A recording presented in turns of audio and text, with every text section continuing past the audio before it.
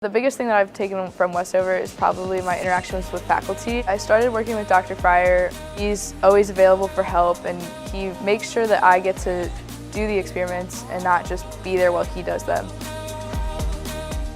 I didn't want to limit myself when I came here to just taking the prereqs for med school. I wanted to get a full, well-rounded education, and I definitely found that in the Westover program. It's given me the opportunity to keep playing soccer at a competitive level, but also it's given me the ability to be a student and to pursue other activities such as EMS. –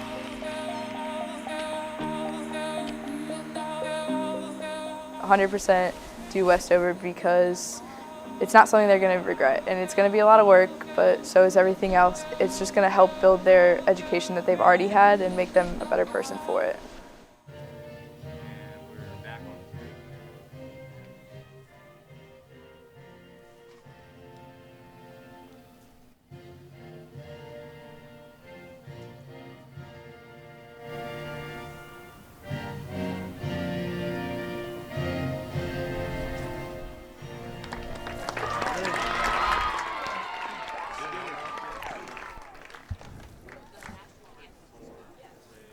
And welcome back to Schellenberger Field. We're almost ready for this final match of the regular season. And before we go much further, let's talk about the past. Let's take a look at these two teams, their series history since 2010. Lynchburg dominating the series 10-2-3, but they've met a lot in postseason play, including 6 times in the tournament, 3 times in the ODAC championship. Lynchburg won all 3 of those, including last year's championship match. But recently, the last 3 meetings have been tight. 1-1-1, with each team winning one, and there also being a tie thrown in there in overtime from a year ago. So today, Anthony, we can expect much of the same based on recent history. In your opinion, the way the seasons have gone, even though Lynchburg has the home field advantage, does Virginia Wesleyan have the momentum advantage? Virginia Wesleyan definitely has the momentum, Joe. Like you said in the pregame, winning 3 of their last 4, and for Lynchburg, you said, losing 3 of their last 4. So momentum on the side of Virginia Wesleyan, and they've had a good season all year. You know, they had one of their top players get injured in the beginning of the season, but it's that next man up mentality, and they've come out and they've played well, one of the top teams in the conference. For the Marlins, we'll go down the list here for starters. Anna Petticone is going to be playing forward/midfield today. Shay Geary, a senior from Prospect, Connecticut, gets the start, along with Alexandra Fitz, Maya Meinhardt, Kennedy Anders, Mary Alexis Jackson, Reina Arujo, Sam Crawford, Taya Lorenzi, Abby Peterson at defense, and in goal today, Amruta Karkare, the freshman from Seminole, Florida.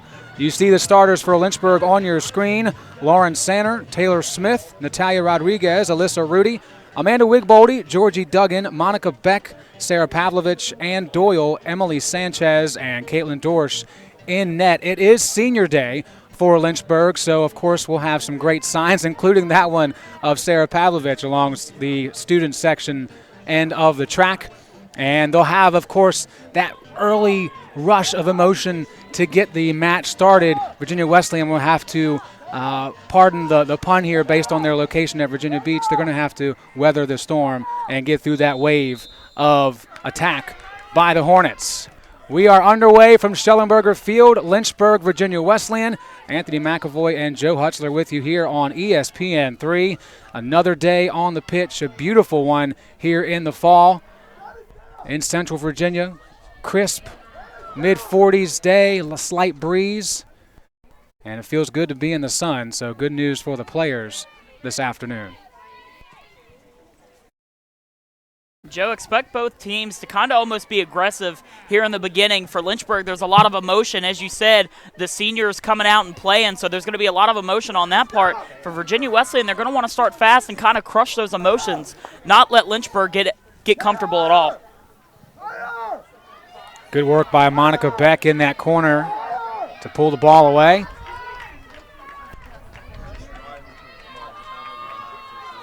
Quick look down that starting list. A name that we haven't talked about much this year for Lynchburg is Ann Doyle. This is her 11th appearance, just her second start in her first year as a transfer from Concord University in West Virginia. And Coach Olsen feeling confident about the way she has performed recently, so she gets the starting nod.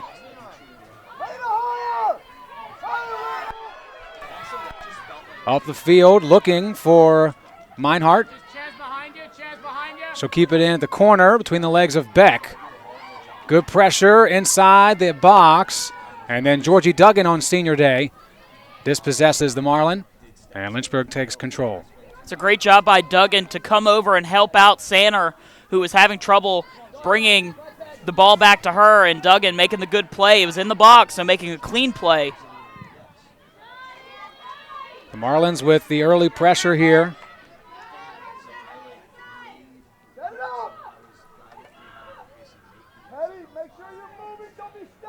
Toss in.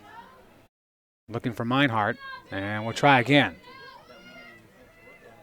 Finds Meinhardt this time. Good pressure from Rodriguez. And the Hornets win the battle.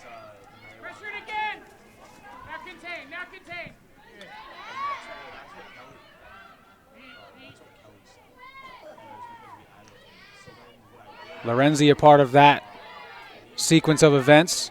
Here's Alexis Jackson. Mary Alexis Jackson, that is.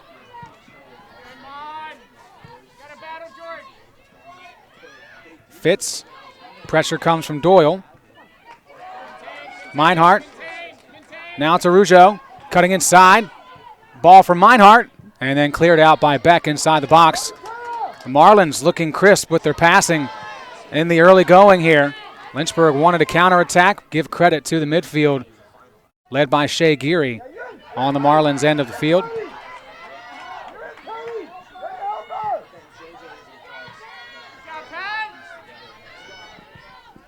Rudy keeps it in play. Pressure comes from the backside by Crawford. Rudy takes it away.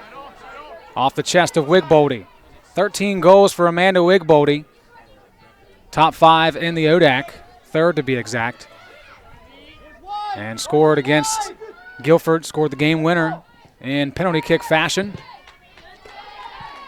That's 3 PKs this year for Wigboldy, and 2 of them have been game winners.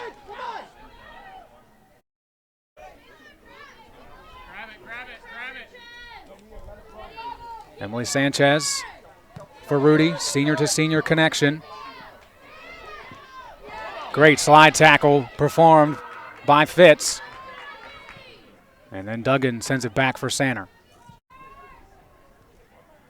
Almost 5 minutes in, Anthony. It's been all Marlins to this point. And it's credit to their midfield. They've had really good passes. They're not really turning the ball over. They're forcing Lynchburg to make all the mistakes, which has gifted them with possession a lot of the time. Petticone just taller there on Sanchez. Petticone wanted a call. Nothing doing, at least yet. We'll see if that same thing happens later in the match, if the official doesn't at least blow the whistle for a free kick. Rougeau bends one around Pavlovich, and Caitlin Dorsch scoops it up and holds on. Dorsch starting her 18th game this season. Excuse me, her 16th game. This is her 18th played this season. 20 goals against, 747 save percentage. Joe, she had big shoes to fill coming in for Lasapio, who graduated last year, and she's done a fantastic job really keeping the Hornets in a lot of the games that they've been in this season. Very sound in her fundamental approach to the goalkeeping position. Very rarely will you see a goal scored against Lynchburg because Dorsch wasn't in the right spot. Sometimes, though, that 5'4" height becomes a negative. And that's been just part of some of the struggles for the Hornets this year. 10-6-1 this season. Win or loss today. This will be the lowest win total since 2006 when they finished 10-6-3 and lost to EMU in the ODAC quarters. As Dorsch scoops this one up. On the other side of that, in 2006, Jeff Bowers and the Marlins won the whole thing in the conference. Their only ODAC championship in his 20 seasons.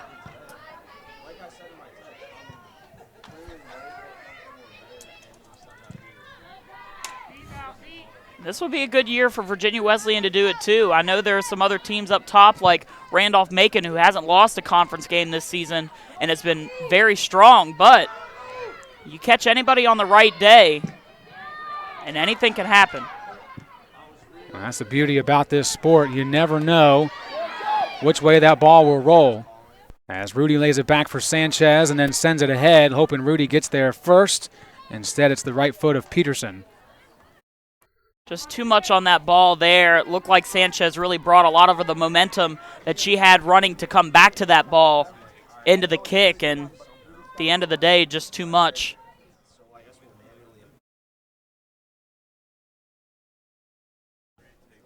Sam, take the throw.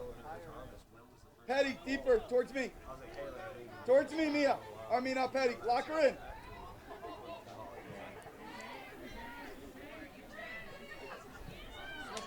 Petticone down the near sideline. Long pass intended for Meinhardt. She'll chase down Beck, who shows some slick feet to keep that ball away. One touch by Doyle, then off the head of Sanchez. Rudy fights with Crawford. And then Wigboldy, good one touch to the middle for Duggan. Rodriguez wants it on the outside. Duggan tries to go inside, and reading it all the way was excellent play by Lorenzi.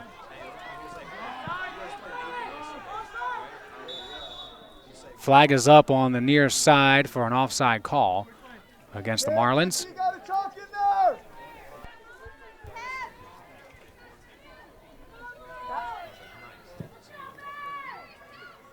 Beck with a quick kick. Sanchez off the outside of her foot. Smith trying to chase it down and just outmanned Mary Alexis Jackson. Meinhardt. Stolen away by Smith.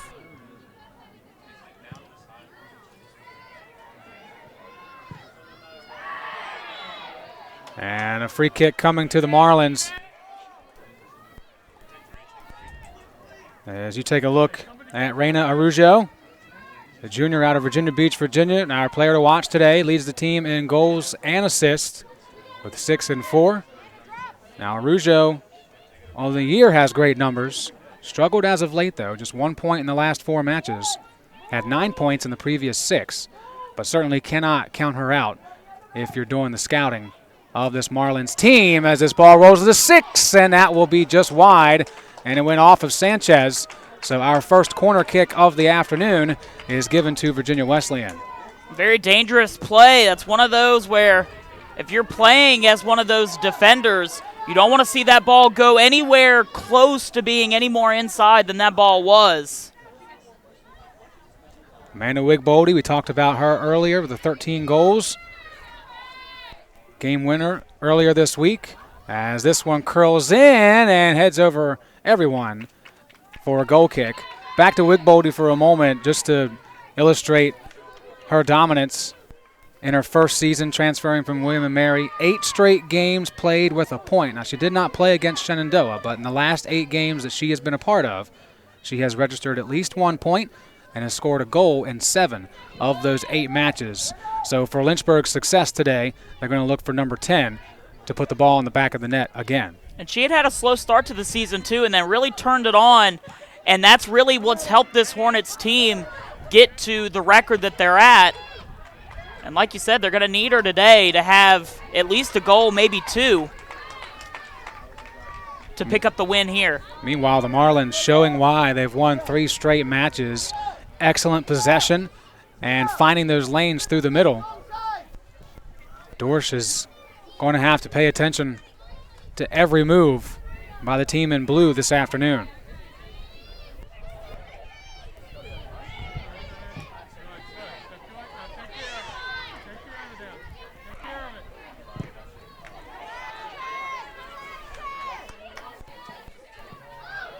Controlled by Petticone, then dispossessed thanks to Sanchez.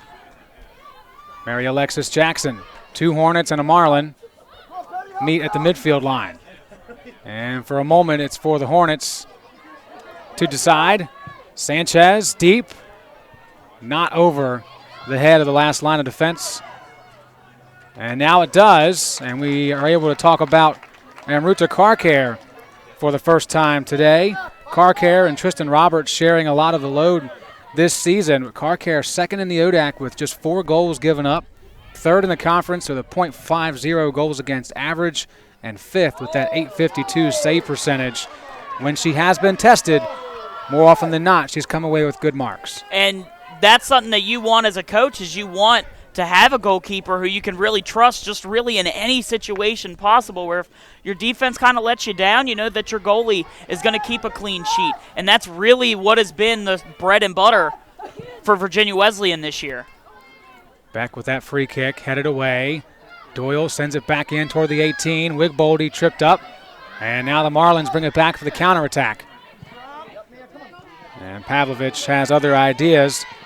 We mentioned Car Care sharing the load with Roberts, just so you know, in case you don't already. With the start today, Car Care with 8 starts. Roberts already had 8 starts, so a clean split between the two on the season.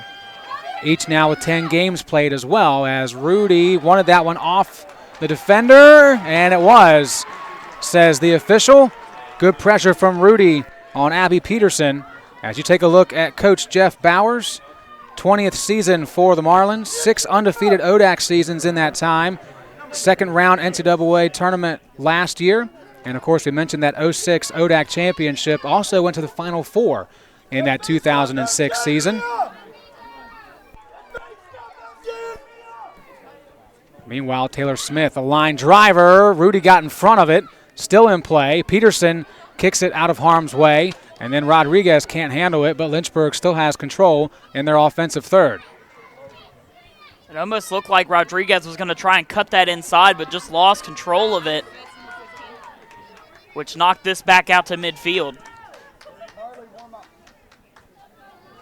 Natalia Rodriguez set to throw it in. Rodriguez, part of that senior group being honored today. 3 goals and 6 assists in her career.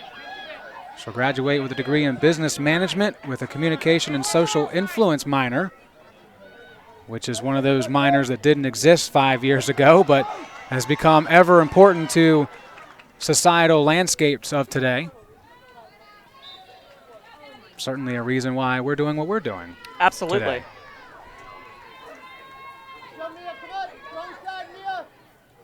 I'll leave this one back for Beck, senior defenseman out of Waynesboro, PA, graduating with a degree in accounting. Hey, slide in and face up, fourth back. Scored her first career assist this year. And would love nothing more than to finish her time on Schellenberger Field with the W today, as would all the seniors, because this will be the last game of the season on this turf. Lynchburg clinching the 8th seed heading into the ODAC tournament at least. Of course, if they win today and a couple other teams lose, you could have a 3-team tie as far as a 6-4 conference record. But they're at least in for sure. Whether they have to play the top seed or not, that remains to be seen, of course,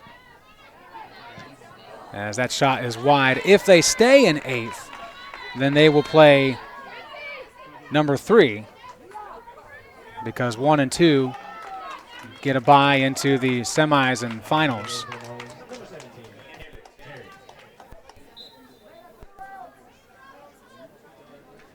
I keep messing that up. I don't know why I'm struggling on that.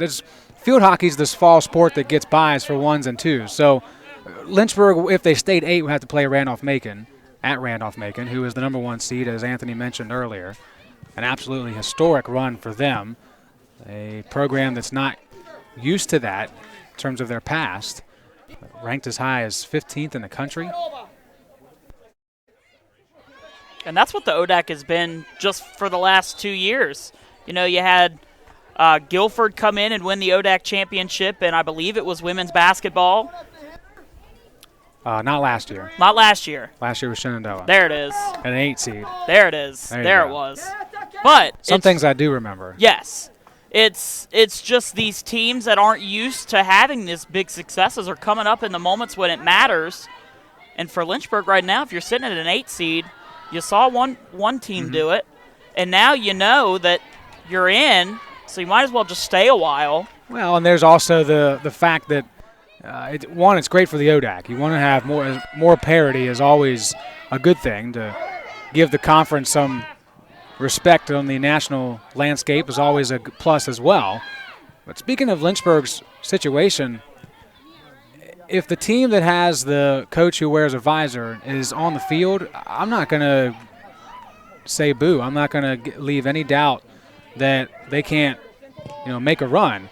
The last 2 seasons, they've had to go on the road and bring home the title at Virginia Wesleyan and then defeating Virginia Wesleyan at Bridgewater last year.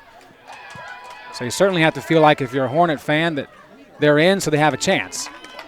Today could go a long way to showcasing whether they are capable of doing that. So far, 18 minutes played and just 1 shot between these two foes given to the Marlins. Nobody has put anything on target yet. Virginia Wesleyan has certainly dominated possession and chances. Lynchburg trying to build one here. 2 collide. Rudy gets it back from Wigboldy. Rudy slices through, shoots one high, and it's wide. But a great build-up and really good passing for the Hornets. You've seen that today. It looks like they're trying to go quick as opposed to possess. And if Lynchburg's, that's how it's going to be for them today, they need more of that to happen. They need to continue to make those crisp passes that result in shots. There is Coach Todd Olson, 2014 national champions. Last year, Elite 8 appearance.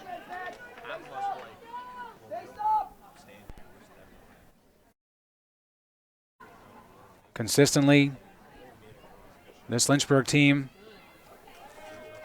put near the top of contenders on the national landscape. This year has certainly not been what they like, as you see Marlin getting taped up before she goes in. I'll get you a number here in a second. Meanwhile, Rudy flying up the right side. Crossing one, Taylor Smith comes in off the trail, chests it to herself, sends it back for Sanchez just off the mark. Sanchez will shoot it anyway, and Carcare is able to take care of that. That was a fantastic opportunity. It just looked like Taylor Smith might have outran the pass a little bit, which caused that play to kind of go awry. Potential here for the Marlins on the run. That's Marley Hayward. Hayward chips one, and Dorsch gets just enough to deflect it wide. As I said, she doesn't get beat because she's out of position. And that was a fantastic play. You could watch her the entire time. She knew exactly where that ball was, timed it perfectly, and just got the hand that she needed to get to that. Another look at it here as Virginia Wesleyan sets up for their second corner. Hayward seizing the moment, and Dorsch, the last line of defense, says not right now. You can try again later. So after almost 20 minutes of just 1 shot, now we have 4 total and 2 on target for each team. Dorsch punches that one away, and whistle blew anyway to give Lynchburg possession. Each keeper with a save. Each team with 2 shots, 1 on target. Now things are starting to heat up on this chilly fall afternoon. And all it took was that one Lynchburg shot, and now it just kind of feels like both teams finding the openings that they need to get these shots on. Dorsch sends one short. Second ball going to be won by Arujo. Arujo through. Great chance here for the Marlins. Dorsch with the right foot. Kicks it away. Give credit to Sanner as well, making that a tough shot for Hayward. But the Marlins can taste the moment of making this a 1-0 game. They've been so close, but Dorsch making the good play.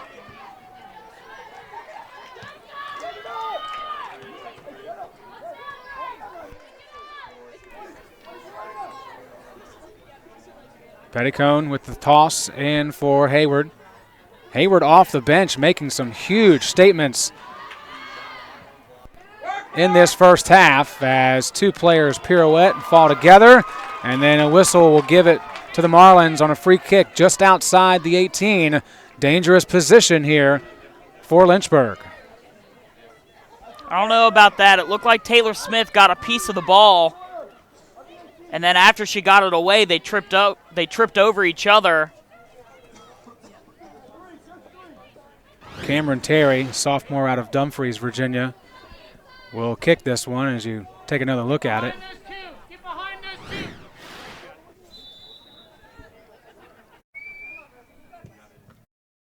Off a couple Hornet bodies, and then Rudy holds off the pressure of Mary Alexis Jackson at the 6 to clear it away. And now Natalia Rodriguez puts a shoulder into a Marlin after kicking that one out of harm's way. And then Dorsch will scoop this one up. Hectic action here inside the 23rd minute. Lynchburg and Virginia Wesleyan trying to break the stalemate, if you will. Last three matches, a win, a loss, and a tie for each squad. This one gets pushed down into Lynchburg territory. And Sam Crawford decides to just clear it away. Sanchez, long throw, nobody in a white jersey around. I am surprised there, Joe, with Terry's free kick that she decided to try and go through the wall.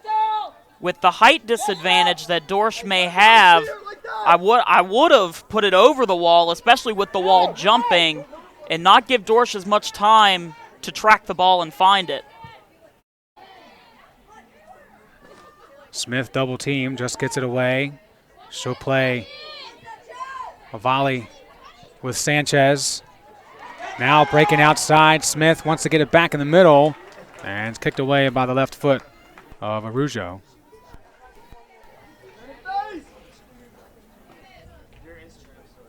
Taylor Smith scoring her first goal of the season in that 2-1 victory over Guilford this past week. And then it was Wigboldy's penalty kick that finished the Quakers off. That's the closest that matchup, that series has been in a while. A one-goal contest in the rain down in Greensboro.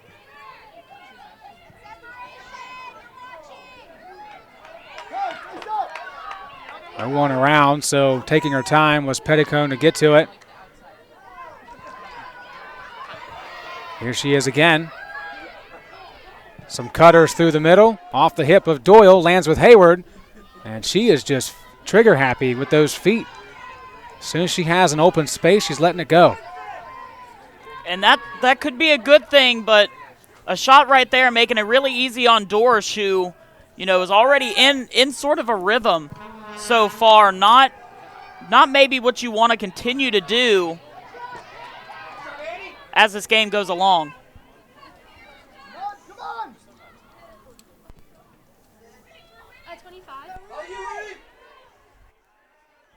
Rudy and Peterson, shoulder to shoulder. There's Allie Rudy. Substitution for the Hornets. Their first one of the afternoon. Annie Doyle steps out.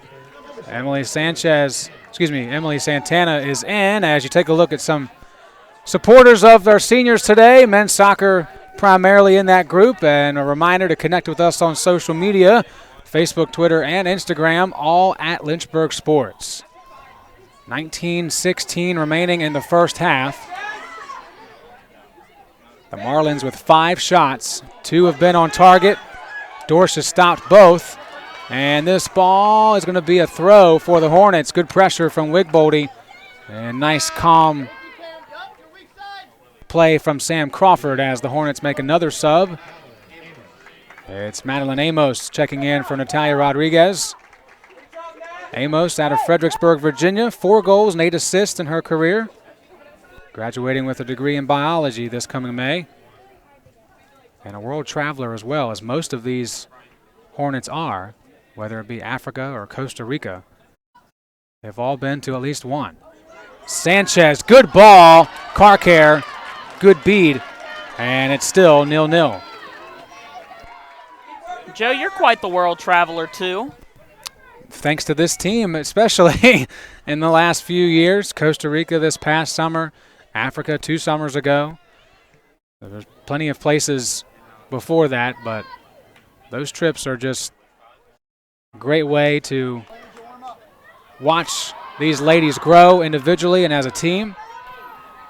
And, of course, the Africa trip speaks for itself. When you talk about humanity and humbling situations, nothing more than that. I would highly advise anyone who has a chance to go to Uganda or Kenya, Rwanda. Please do. Your life will change forever.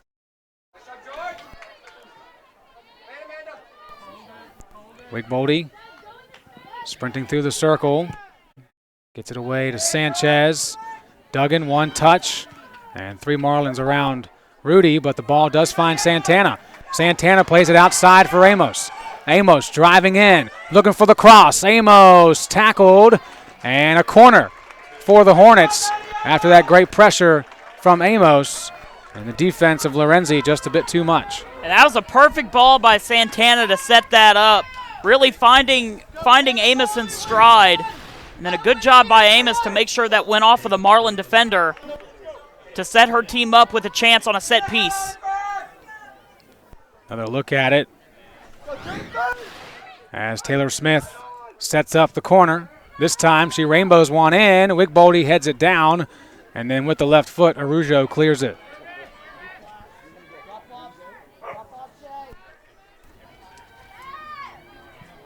Smith off the body of a Marlin. Handled here by Hayward.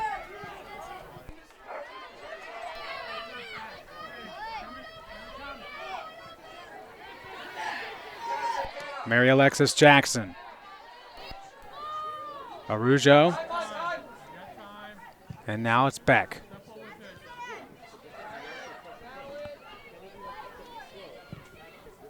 Looking to play this outside. Amos tracked it for a moment. Lorenzi will take it here, and then Amos forced to clear it for a throw. And the Marlins will make a substitution. Allie Angel, a senior out of Nokesville, Virginia, will give Mary Alexis Jackson a breather with 15:42 remaining in the first half.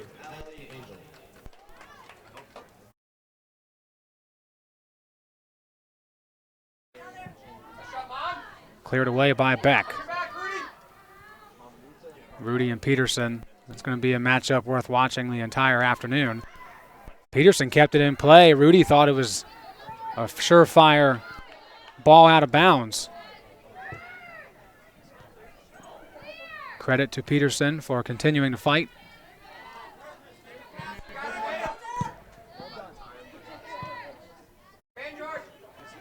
Duggan. Pressure came from Anders. This is Amos and Lorenzi interlocked, elbow to elbow. And now Lorenzi kicks it off the foot of Amos, and Virginia Wesley in possession. Taylor Lorenzi has had a terrific first half of play. And that was a tough first touch by Maddie Amos as it really went inside. She wanted to try and keep it outside to give herself some room to continue to make that run, but first touch just took it inside, which let Lorenzi be able to make the play on the ball. The official tells you that possession changed for a moment.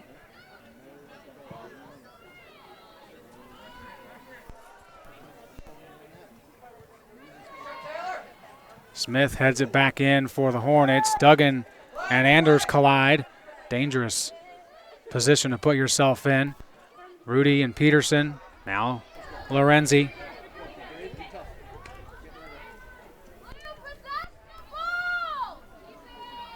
Loose ball, who wants it? Peterson will push it away. Terry dribbling through the middle. connecting with Arujo. Numbers favor the Hornets. Arujo, great pass. Hayward with a shot from well outside the 18. Easy one for Dorsch. Got to be impressed with the Marlins' accuracy on passing today. And their counterattacks have just been fantastic, really finding the open people in space. The main issue is these passes are coming in and turning in to just low percentage shots that really are not going to have much of a chance to any keeper. 6 shots for the Marlins as the Hornets with their own counterattack. That touch from Rudy a bit too strong, and it allowed for Sam Crawford to step in, kick out the ball, and take out Rudy in the process.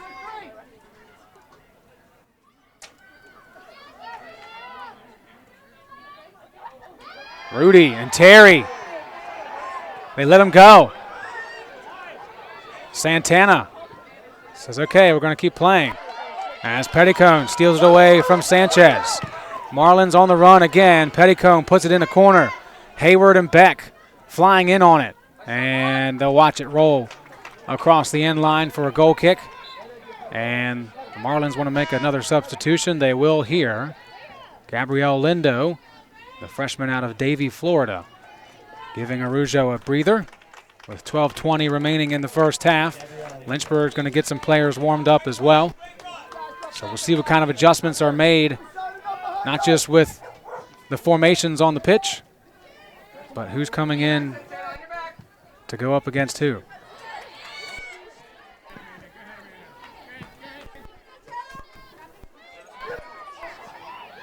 Terry, great header.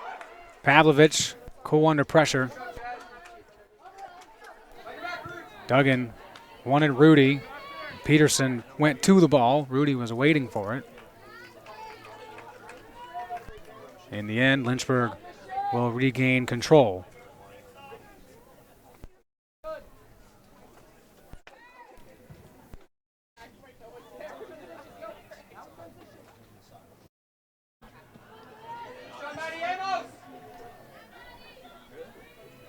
And this one stay in. Interesting take there from Peterson to guarantee Lynchburg a throw. She definitely had plenty of room to control that ball and kind of try and keep it in play, but a very questionable quick just to put it out. Duggan with Peterson.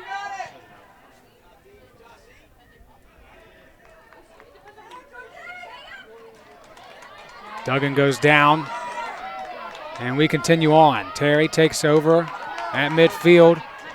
Sprinting up the middle was Lindo, but the ball went outside and eventually to an area where it's not playable.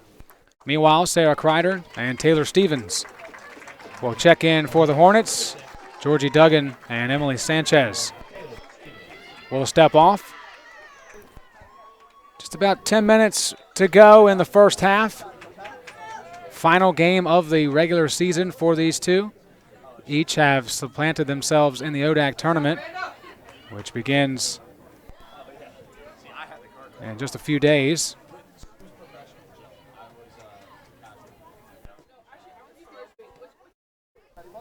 Six shots for the Marlins, 2 for the Hornets. 1 save from Car Care and 3 stops from Caitlin Dorsch.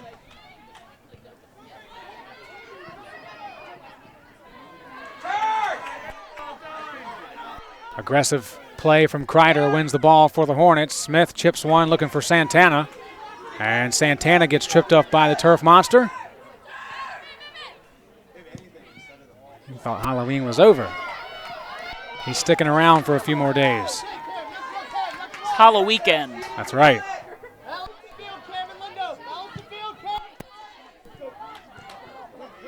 Pavlovich heads the ball down. Her headband went in front of her eyes, and she still had time to get up and make that one tough for Lindo. Jesse Gonzalez in the puffy jacket. Duggan to the left, Sanchez to the right. Gonzalez, an alumni of the program.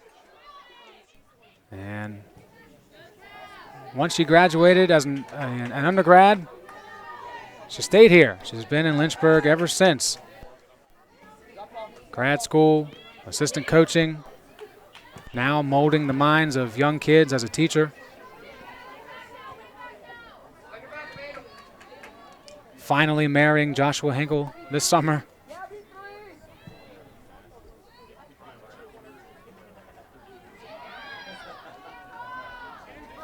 Joe, give a lot of credit to this Virginia Wesleyan back line.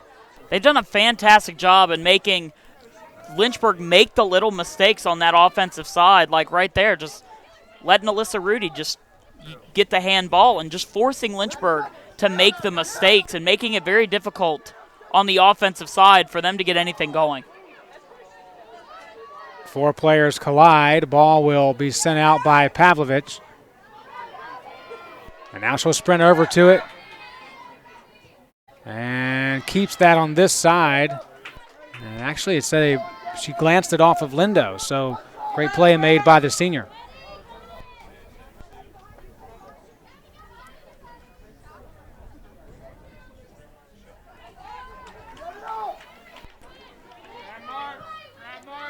Now the Marlins with possession.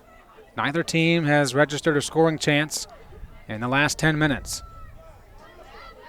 Expect a barrage here to end the first half.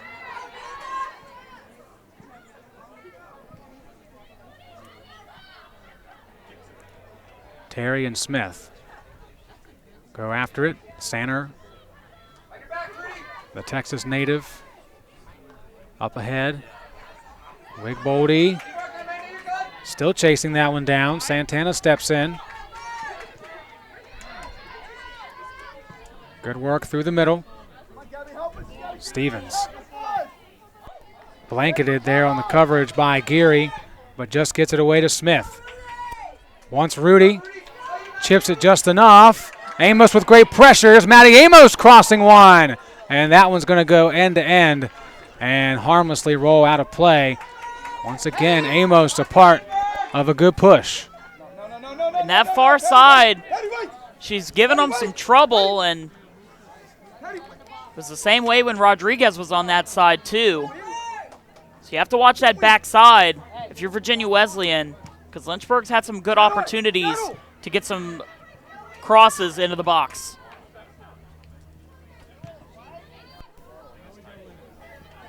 Here's Terry. Anders and Lindo. Lindo wants to get around Pavlovich. The senior has other ideas. And it goes off the foot of Lorenzi.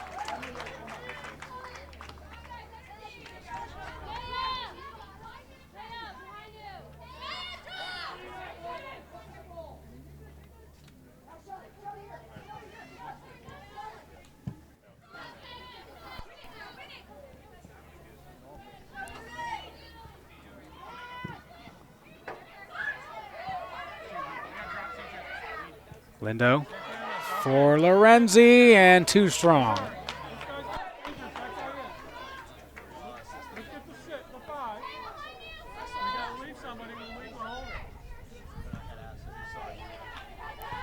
Stevens boxed out by Lorenzi. Now Lynchburg will switch sides of the field. Sanner awaits for it, cuts back, keeps Terry going. Amos. Now Terry again, Lindo up the middle. Santana slides in.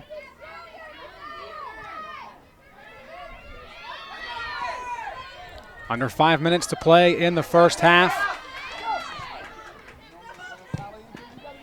Lynchburg and Virginia Wesleyan looking very much like we expected. On paper it was tight, and here in the first half, no difference as they'll get to play it outside for Lorenzi. Good push here for the Marlins. And that one rolls across the line. A lot of buildup for not much result with 4:05 to go. And that was tough because there was an opening. Coming up at halftime, highlights of the first half. Top player of the half, updated ODAC standings and scores from around the league today. 5 other matches going on. And, of course, in case you missed anything this week, We'll catch you up in just about 90 seconds. All coming up at halftime.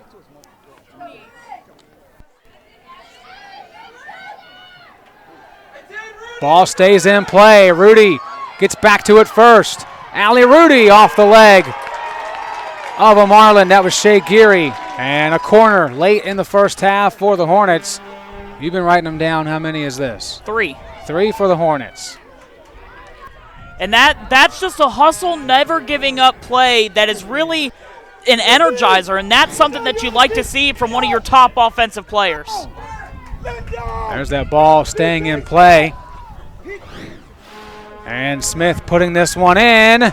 Punched away by Carcare, open net, and it just sailed wide off the leg of Monica Beck. Looked like that might have went off of a knee. Close to call. But a fantastic opportunity nevertheless. And for Lynchburg, one of their best scoring opportunities of the day. Away from the ball, each coach making substitutions. Sarah Heinball, junior out of Fairfield, Pennsylvania, checked in for the Marlins. And Madison Myers stepping in for Coach Olson's Hornets.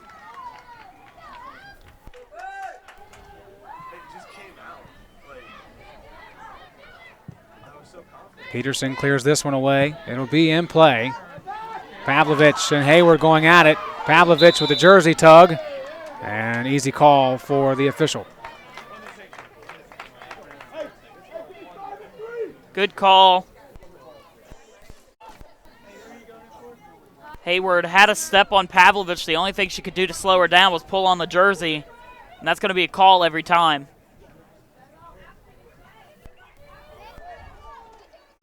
Setting up for this free kick is Sam Crawford, a freshman from Bensalem, Pennsylvania. Everyone bunched up near the far side elbow.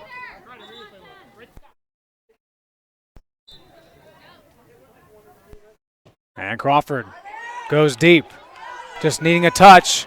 Terry will put it on, and it's wide. So once again, a good opportunity for the Marlins, but not much coming from it with 1:06 remaining in the first half. From that angle, that would have been a tough header to put in. Trying to play the bounce, potentially get a teammate to tap it in, but just not going to happen. Emily Wright checking in for the first time. Under a minute to go. Just giving Hayward an extra minute of a break before halftime begins. Marlins looking for one last push. Had a chance there, could not keep it in play as Sanner went down. And Heinball couldn't get that foot in front of the ball.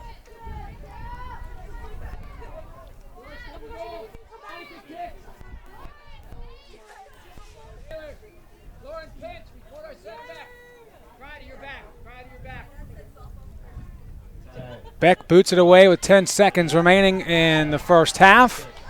6 shots for the Marlins, 2 for the Hornets, 1 save from Carcare, and 3 saves from that lady in the first 45 minutes. We are still scoreless on a chilly afternoon in Lynchburg, Virginia. Back in a moment on ESPN3.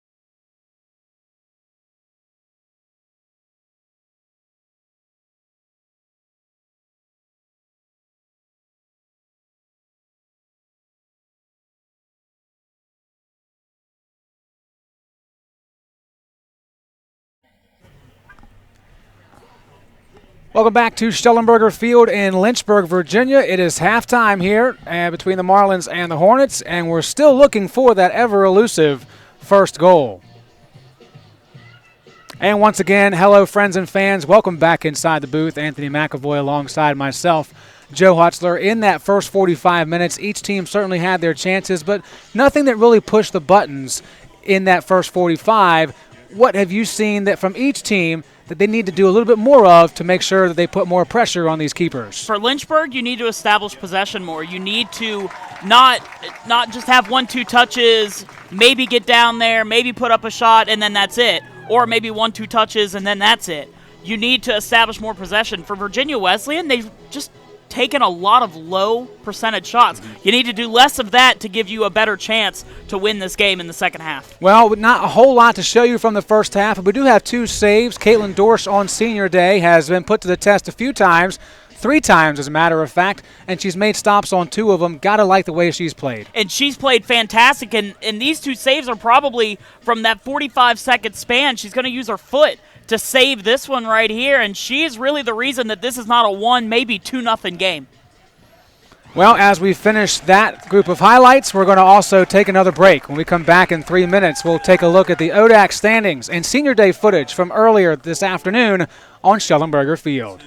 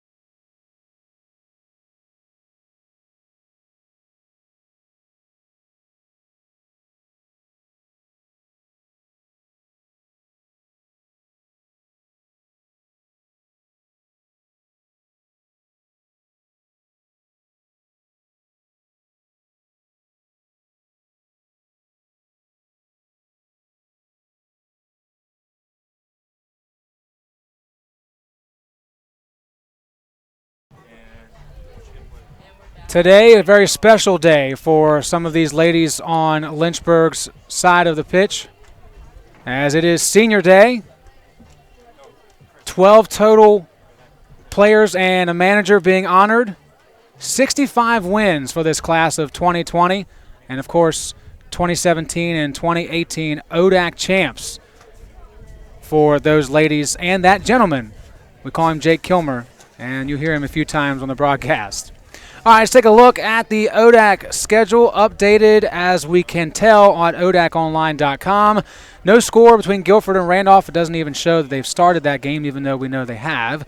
Bridgewater leads Washington and Lee in the first half, 1-0. EMU up by 4 over Sweetbriar, and then Roanoke and Randolph-Macon with their opponents at 2 and 5:30 today. Let's look at the standings coming into today, just so you're aware of kind of what's on the line, who's playing where, what the potential is.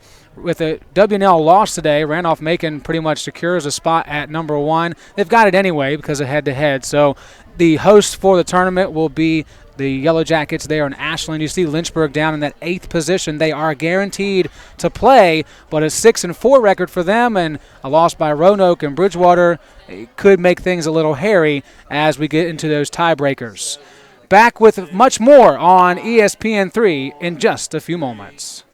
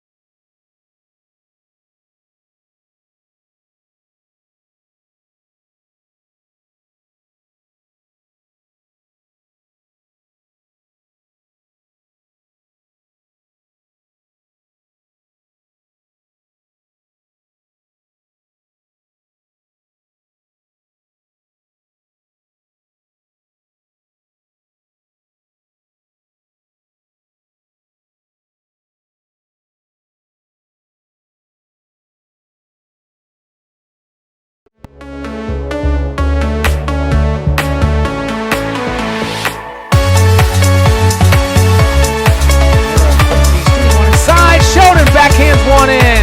Kimberly Sheldon, her first career goal as a Hornet. Change that. Play ball shot. Rebound put back in. And it's Sydney Metz with the goal.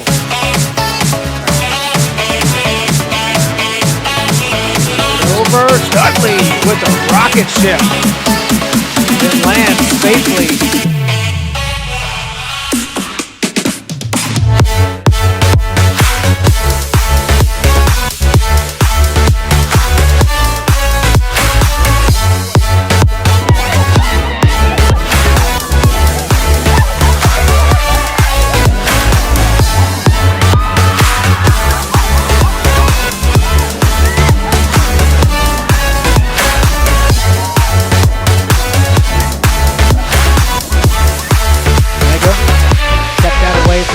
Mega keeps it away from Godino, plays it inside, one more, here it is, opportunity knocking, and this time the Hornets are welcomed inside with open arms. Senior night, Michael Lyons finishes it.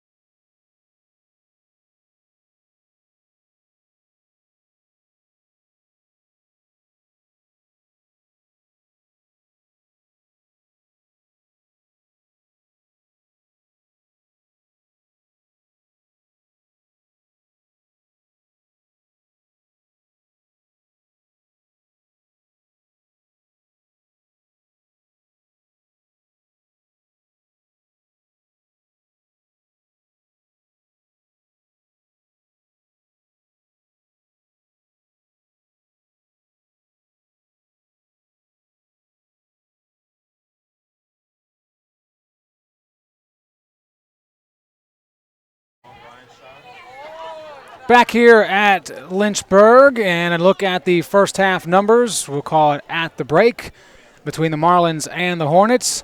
And coming up on your screen, you'll see that it's as tight as you would expect at 0-0, except for that total shots. But to your point, Anthony, you talked about a lot of those shots not being high percentage chances. A lot of those have been from 20 plus on the pitch.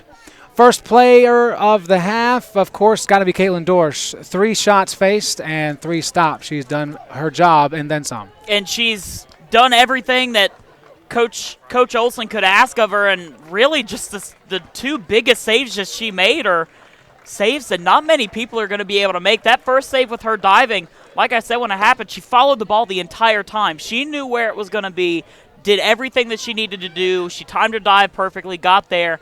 And then the one with her foot might have just been luck, but either way, she was there. She did what she needed to do. Of course, not going to be upset about that at all. It's been a relatively low game in terms of the number of fouls you might expect between these two foes. We talked about how much they have met late in the season, late in the ODAC tournament as well, with 6 meetings since 2010 being in the ODAC tournament. 3 of those, including last year's ODAC championship, being for all the marbles. And potentially it could happen again. Who knows once the tournament gets started early on this week. Of course, as the day progresses, you can head over to odaconline.com, check out the points and the standings to find out exactly where teams will be. As you take a look at some men's soccer players, they'll be here tomorrow as they host Randolph-Macon in the first round of the men's soccer ODAC tournament. Number 4 Lynchburg against number 5 Randolph-Macon, a rematch from earlier in October when Lynchburg took care of the Yellow Jackets by a wide margin. 4-0 was the final that night, and they'd be happy with another result like that tomorrow afternoon or / evening. The match starts at 5:30 p.m. here on ESPN3. That's exciting, our first tournament game on ESPN. Absolutely, absolutely. Of course, it's been an absolute blessing to have these Division III athletes exposed to the national stage of ESPN3. And it's good news even if you're an opponent of Lynchburg, because you get to be on this platform. And today it's interesting. You're watching the game, and over to your right you'll see the likes of Wake Forest football and FSU and all those early football games that are on ESPN. And here's Lynchburg and Virginia Wesleyan women's soccer happening at the same time. Absolutely incredible and a great moment for Division III athletics. Underway in the second half, we'll see what kind of adjustments are made, if any, here to start the half. You got to expect that both teams are going to try to be aggressive and capitalize on any openings that they find. And they're going to have to, because neither of these teams have given many openings to the other, and if you can exploit something, anything, to get a goal, it's what you're going to have to do. Lynchburg was not much on possessing the ball in the first half. A lot of quick one-touch passes trying to catch the Marlins defense off guard. The Marlins more of the possession game, and hence why they have more shots overall.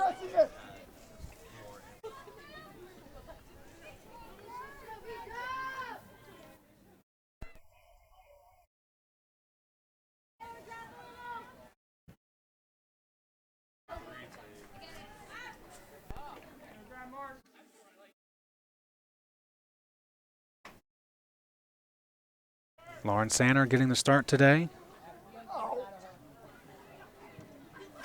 Her 12th of the season in her second year with Lynchburg. And a goal kick coming after the offside call. He looks excited to be here. The reason you're offside is because you fucking stayed there. That was a tough call. It looked like it could have gone either way, but the Hornets aren't going to complain.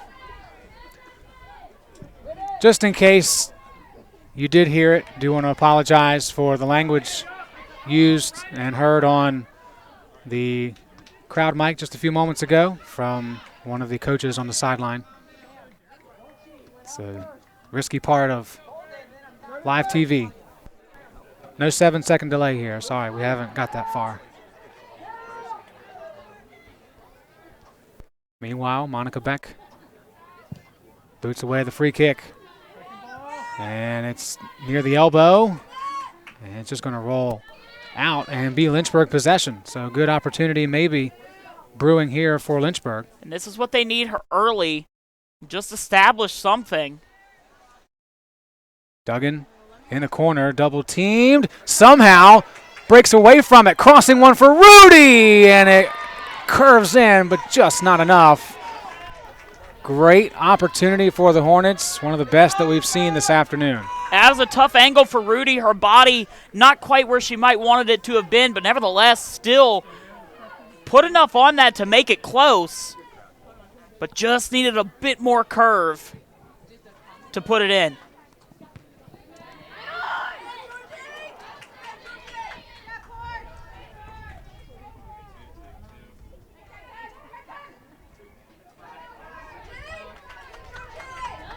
Duggan in a spin cycle, still came away with possession. And now Cameron Terry on a run. Sophomore out of Dumfries, Virginia, cuts back in the middle. Has some help on the outside, puts the ball there, and just too strong with that right leg to establish a run. And that's one of those, Joe, where she had too much time to think about that one, and that's exactly why it was just too much on it. Is she just had too much time after she cut back in to play the ball.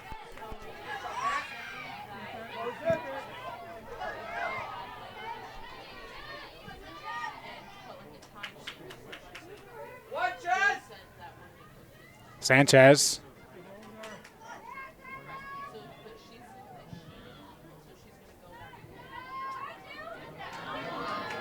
Now Beck. Close to the arm of Duggan, but does a good job of not giving them a handball call.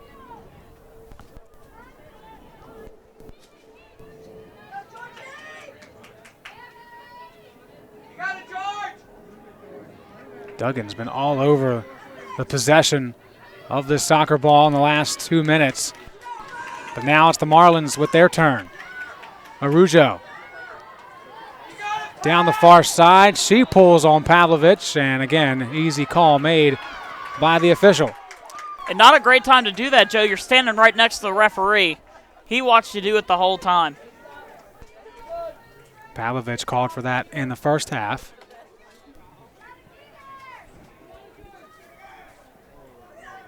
Duggan. Ball pinballs. And now played inside for Arujo. Outside again. Pavlovich guarding it. And will usher it out of play. Goal kick again. This one building up to be one of those matches where one goal is all it's going to take. Well, and both of these teams fighting for every single inch. That's why you see a lot of these physical plays, and it's really, like you said, it's going to be who's going to get there first, because I really think whoever scores this first goal is going to be the one to take the game. Rudy got off balance and laughs about it as she jogs away, taking the tumble to the turf. Good ball here for Rodriguez on the outside. Peterson will step into pressure. Rodriguez gets around her. Here comes the cross from Rodriguez, looking for the head of Wigboldy, and too tall for the 5'10 sophomore. And if you're Peterson, you're definitely glad that that panned out the way that it did, because you took a terrible angle on that play right there and really let Rodriguez make the play that she did. Very lucky that Lynchburg wasn't able to capitalize.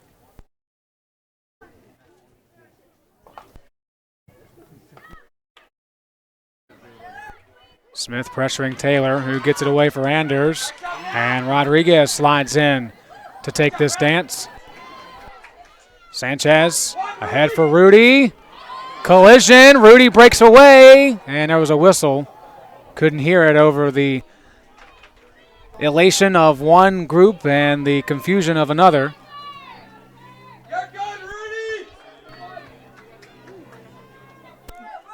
One thing about Rudy's game since day one is the aggression. It has never left. Neither is the speed.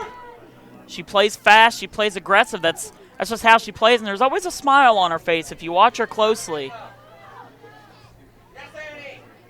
No doubt, if you talk to her about this sport, she'll tell you how much she loves it. Hence the smile, just wanting to be out on the pitch. And certainly after the injury woes that she has suffered in her career, any chance she gets to be out here, it's a great day. Nothing egregious about that. Terry just tripping up over Doyle's leg. Now Terry chests it down. Anders moves it forward. Meinhardt. Arujo trying to get around Pavlovich. Plays it outside. Good ball for Petticone. Petticone beating Sanner. And then off the foot of number 2 in white. So the Marlins have their third corner of the afternoon. That was a great play by Arujo to kind of slow it down, find the open man, and that's caused the corner now. Petticone will take it. Coach Olson looks on, hoping this is not the moment where things change. And off the crossbar, back in, Dorsch with the stop. It's still a chance for the Marlins, and another corner for them. But how about Caitlin Dorsch, her and her best friend making big saves. And that couldn't have been any better of a save. It just felt like that ball stayed in the midair forever, and Dorsch able to stay composed to make the play. Virginia Wesleyan wasting no time to go back at it again, and it's sent wide. Petticone off the face of Smith, and it's still in play. Rodriguez battling Petticone in the corner. Rudy comes in to help out, and then Rudy's tripped up, and a card will come out for Anna Petticone. Night.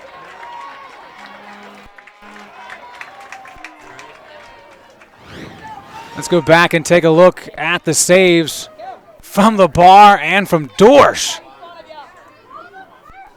Highlight reel stuff there on senior day. And Joe, the great thing with that save is if you time that any later, that's rolling off the back of your hands and into the back of the net. Smith and Anders having to shade the sun the best they can with their hands and still make a play on the ball. You think you're just battling another team. The elements always play a role as well. Even to the point where I broke the clip on my pen today because of the chilliness in the air. I'm trying my best to hide how upset I am. We'll have a service for it after the game. 34-57. Clock just stopped. I think we got to put more time back on it, according to the official. 35-20, as you can see on the score bug. And Peterson throws this in for Meinhardt. It stays in play, so she'll run after it, and Sanner will impede that process for a moment.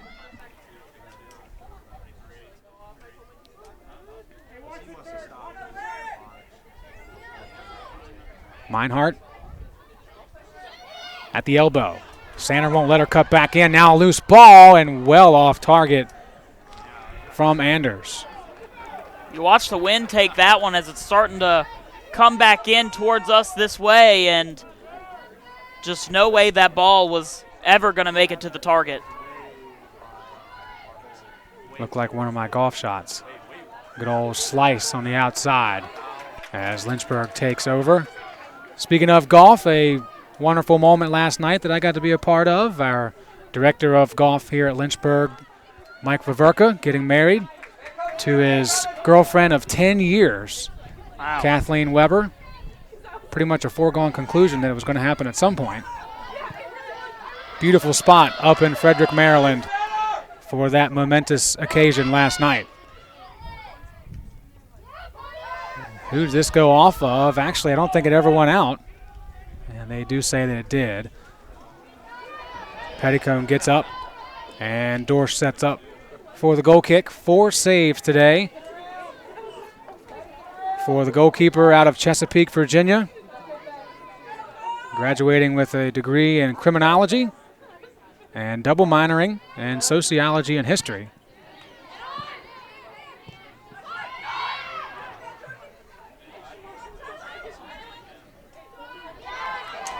Terry steals it away. Dribbles ahead. Terry building it up, and then Rodriguez dispossessing. Played back here on the run. Duggan pressuring Mary Alexis Jackson and takes it away cleanly. Wigboldy just goes deep for Rudy. Had no chance. Too many defenders around it. And again, Lynchburg going for the big play as opposed to possession. Which is exactly what Virginia Wesleyan isn't doing, which is making them as successful as they are with the midfield and back line the way that they've been playing for Virginia Wesleyan. You almost have to try and figure out how to set up this possession because obviously this big play attempts aren't working.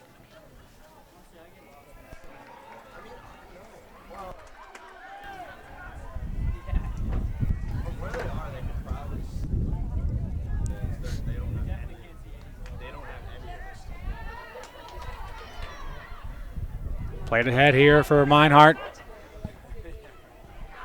Good ball for Terry at the 18. Cannot get it past Sander. And Terry takes a tumble. Now a left-footed shot from Meinhardt. Got more turf than ball.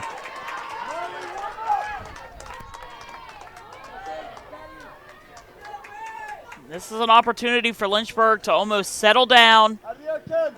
They've had some incidents in the past few minutes that have made Dorsch had to work harder than she wants to, but just settle down, play your game, and let things unfold. Rudy heads it forward. Getting a piece was Crawford. Now still in play. Smith lets it go through the legs of Anders, but had too much speed on it. Meinhardt pressuring in on Beck. Beck and Pavlovich, but it's Meinhardt breaking away to that right side. Pavlovich works back strong. Meinhardt cannot keep it. It's Sarah Pavlovich, relentless pressure, and Lynchburg takes control. Hats off to her, Joe. Fantastic play to make sure that that ball did not get any further in that 18-yard box. Meanwhile, Duggan breaking away from Crawford and then getting some turf stains on the kit. Meinhardt at the 18, rockets one, Dorsch deflects it wide.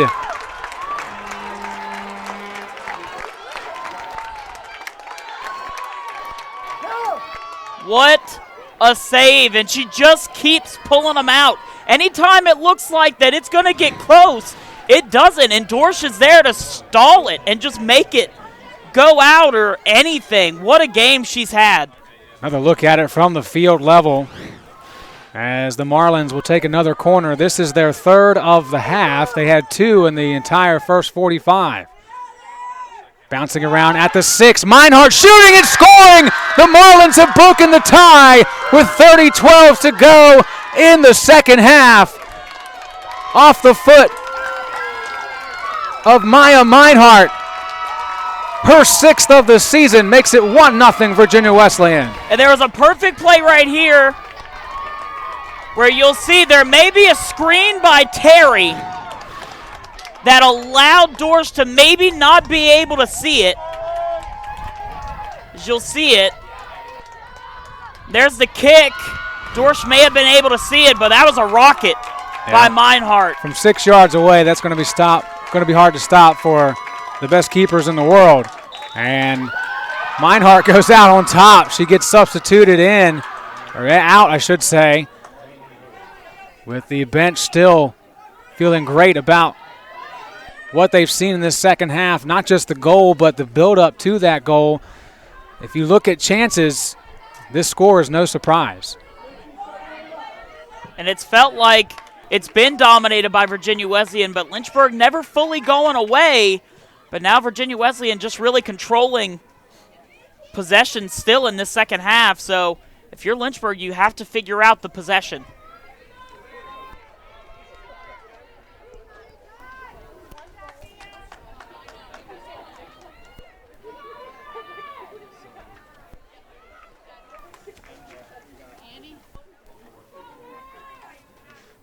13 shots for the Marlins. They had 6 in the first half, so do the quick math, 7 in the first 15 minutes of this one. Dorsch has done all she can today, 5 saves, but not able to take care of the last one faced.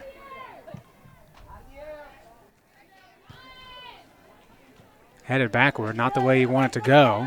Sanchez will look to chase it down and gets deflected inside. Rudy plays it for Sanchez.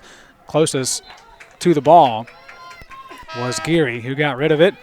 And Coach Olson makes a substitution. MJ Lyons will head onto the field for the first time as Annie Doyle steps off. Lyons goes up and Smith drops back to the midfield.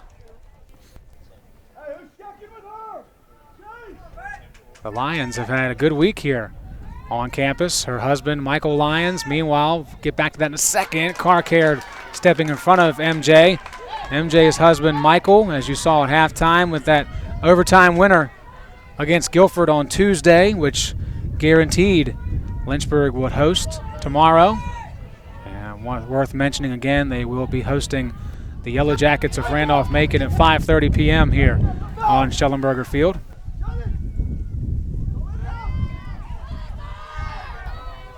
Down the corner, Hayward breaks away from Sanner. Marlins pressuring again. Terry fakes the cross. Petticone will do it. Wigboldy lets it drop. Arujo around the 18, and the left foot of Pavlovich clears it out.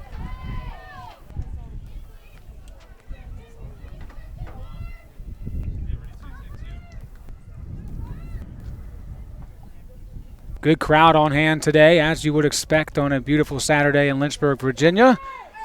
And a group of folks that heavily rely on the social media presence of Lynchburg sports, and you can do so as well by following us today on Facebook, Twitter, and Instagram at Lynchburg Sports.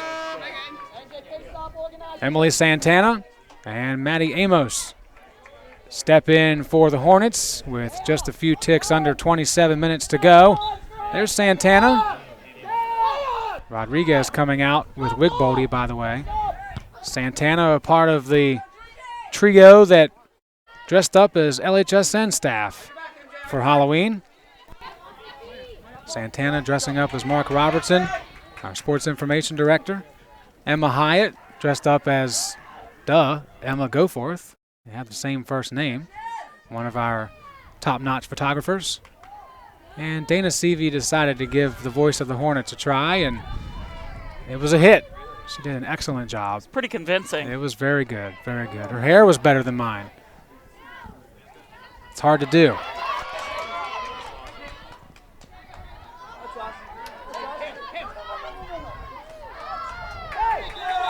The officials confirm that it is Lynchburg ball. Looked like it went off the Hornets last from where we stand.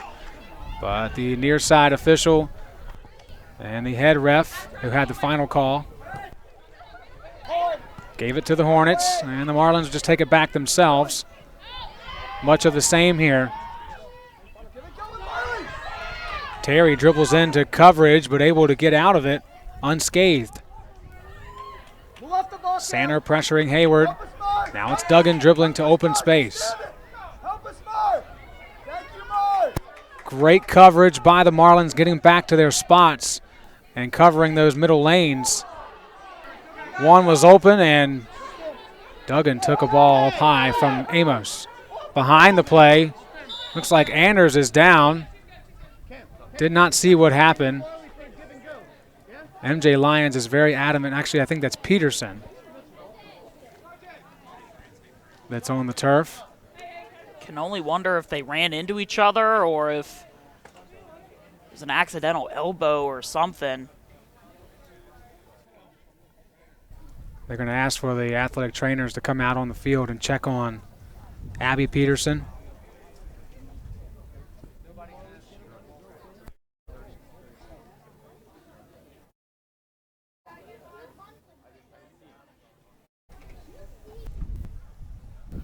So 25 minutes exactly on the clock here in half number 2, and go back and take another look at how we got here. Meinhardt with the rocket ship from 8 yards away. She did a good job there fitting it in between Dorsch and I believe it was Monica Beck standing there as well. She did a good job making sure that it was going to go right in between both of them and didn't give either of them enough time to get there. It's been all Marlins here in the second half. 13 total shots. They've had 7 here in the second half as Peterson's able to walk off under her own power with Brittany Smith in tow. And they'll go and check on what happened to her. We do not have an angle of it, so we apologize for that, but it seemed very sudden, and MJ Lyons was very convincing in telling the official and the staff, that the Virginia Wesleyan staff, that she didn't see what happened. She was the closest Hornet to the play. You see the sub for Peterson, Summer Hansen, freshman out of Mechanicsville, Virginia, will get some playing time as Peterson gets checked on. Smith blocking off Terry. Now Amos checks behind her. Dribbles up the near side and slid out by the right foot of Terry. And Joe, with Peterson out, she's been one of the best backline defenders that Virginia Wesleyan's had today. With her out, can we see if Lynchburg makes any moves to attack where she'd be playing to take an advantage? Petticone, Megs Amos, and plays it in the middle, and no one there in a friendly kit.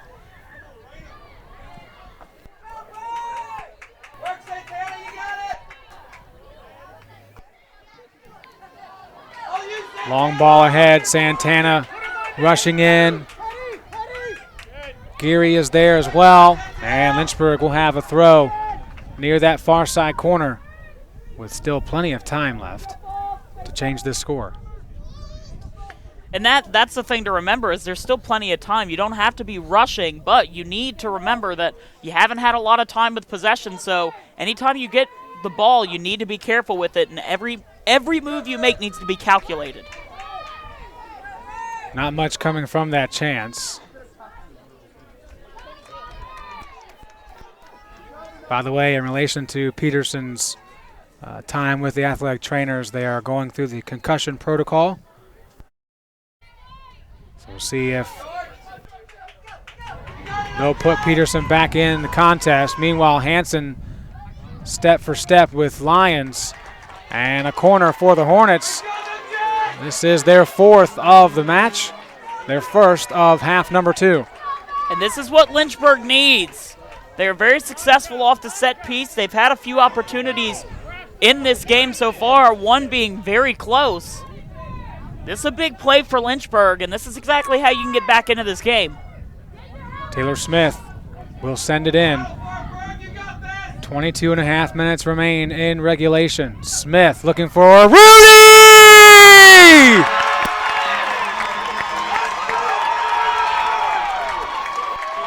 Allie Rudy with her 7th of the season ties it up at 1 on senior day. And Joe, she was unmarked the entire time, and if there's one person on this Lynchburg team you cannot do that to, it's Allie Rudy, and she proves it right here. Carcare set, thought she had it. No way, Jose. Allie Rudy there to head it in. Excellent work by the Hornets, not giving up here at home. And now the Marlins look for a quick change as we're back to where we started, essentially. Knotted up.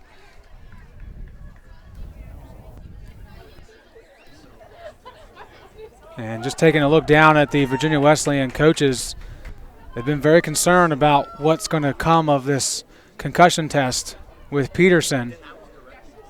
And possible that her not being in that set piece led to Rudy getting open, that experience factor plays a big role, especially at this point of the season. Well, in the game that she had been having, she was the one that was in charge of covering Rudy, and just not having her there, she's completely unmarked, and Rudy ties the game.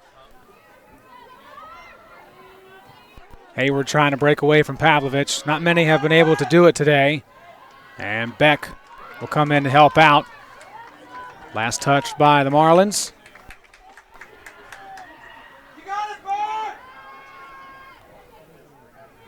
Rudy pressuring and tripping. No, they say we're all good. Close one there. Mary Alexis Jackson going down. Full speed, especially from this far away, hard to tell. The official had the best angle and made the call. So free kick for the Marlins. Sam Crawford. Line driver. Knocked down by Sanchez. MJ Lyons boots it forward. Hanson cuts her off and then glances off the right foot of Amos for a throw. That was a good job by Hanson, cutting off where MJ wanted to go and going to that outside, and she forced her to go inside, which gave Hanson the ball. Good look down the line at the play as Beck kept it in.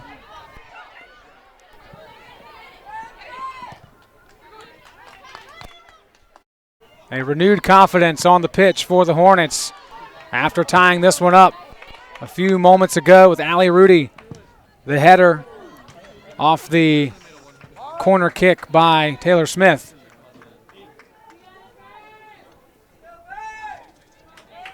Peterson's still down there getting worked on. Jenny Wesleyan really needing her back. And it's going to be interesting to see if they continue to keep the same lineup out there or change it up in her absence.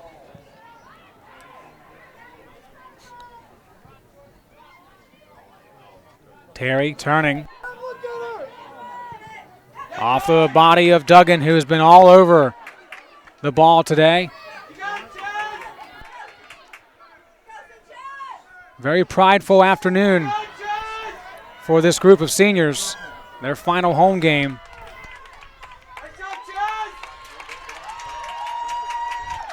And you can see it, Duggan and Sanchez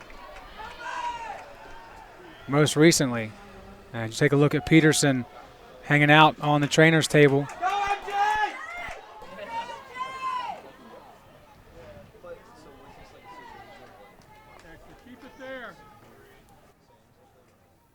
It's always a tough position to be in if you're an athletic trainer, if you have to tell the opposing team that you're not clearing a player to come back, especially if you're the athletic trainer for the home squad.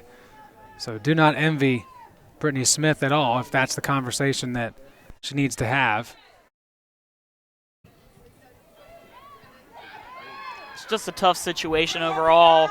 With head injuries, you never want to see anyone have to deal with them, and it's just tough. Unfortunately, this sport sees more than any other at the NCAA level.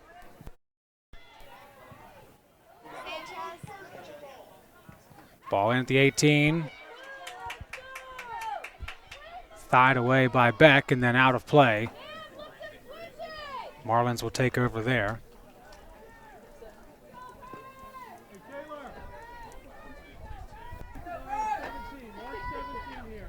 Coach Olson looking on. A bit of anxiousness.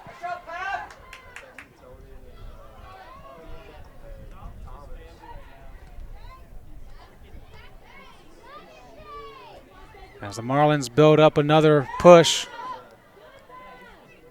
In the far corner, Pavlovich with good defense again. And that'll be a goal kick. Maddie Myers will come back in for Lynchburg. She's going to give Emily Sanchez a breather.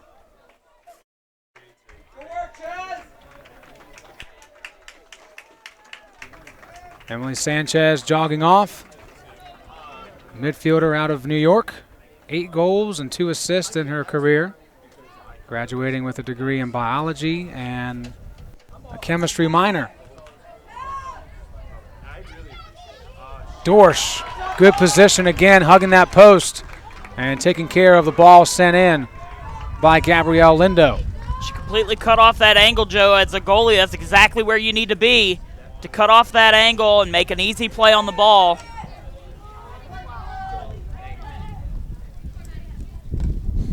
Amos kicks it ahead. Here's Hansen. Terry, one touch outside Petticone. Amos trying to stamp that one away from Terry, who shows off the Shakira hips. Keep that ball in possession of Virginia Wesleyan. I'm disappointed in myself that it took me a second to get the reference. Well, we'll just consider that an age thing at the end of the day. As Wigboldy steps back in.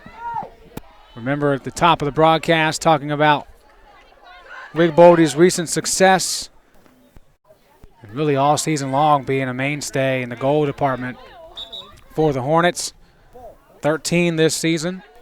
8 straight games played with a point and a goal in 7 of those 8 for Wigboldy. Had the game winner in PK fashion on Wednesday night at Guilford. And we expect her to be in for the remaining 15 minutes of this contest. Perhaps she can be part of the victory again.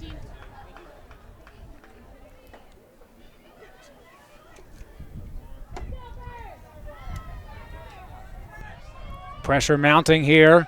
Anders has it from 20.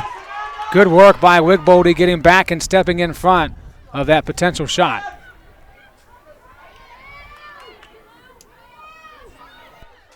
Now it's Santana. Rudy, one touch outside for Santana. Looking in the middle, not much building up here.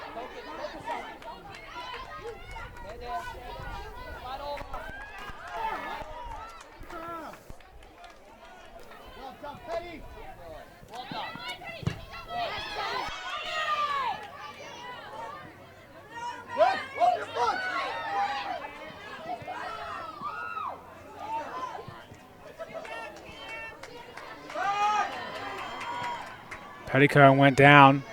No call being made. And turned over at midfield.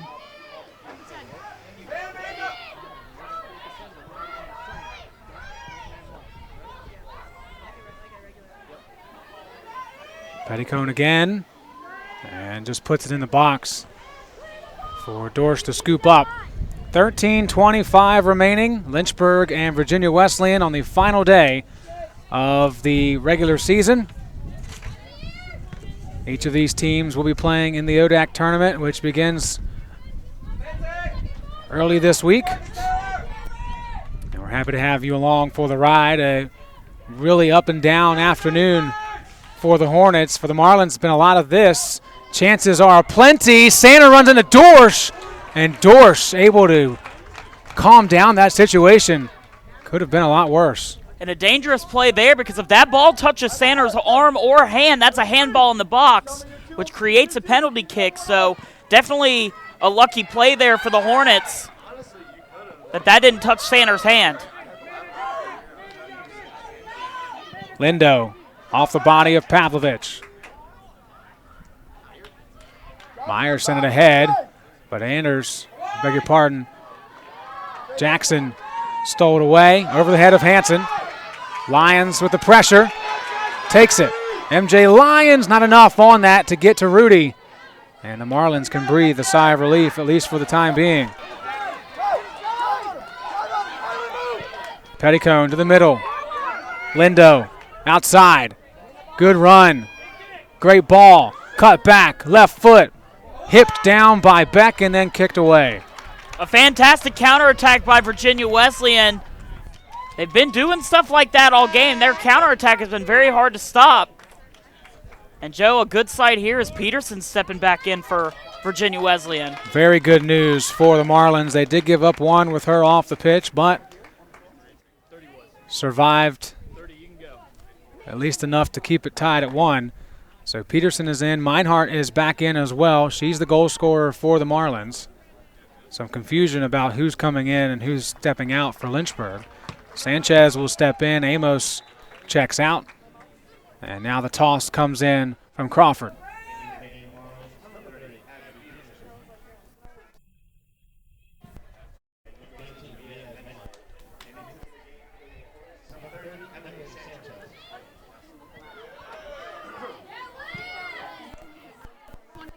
Beck knocks it down to the 18. Meinhardt to her left foot. Likes that right foot, though. If you're going to do anything, force the opposing player to their weak side. Peterson wanted Terry. Taylor spun around, and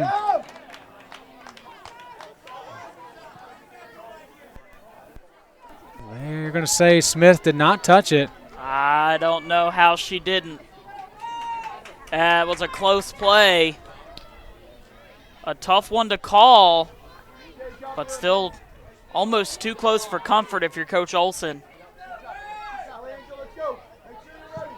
All the years of playing Twister helped her out there.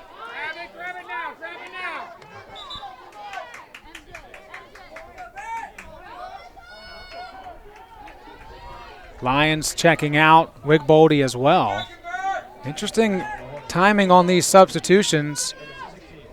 Alyssa D'Amato steps in for the very first time today. Lynchburg building something, but the ball was behind Rudy from Duggan.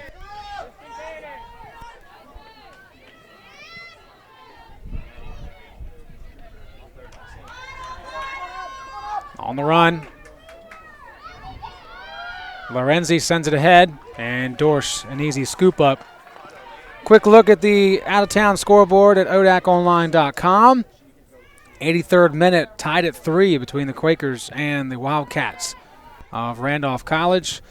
Second half of play, Bridgewater still leading Washington and Lee, now by a score of 2-1. Sweetbriar losing to Eastern Mennonite 5-0.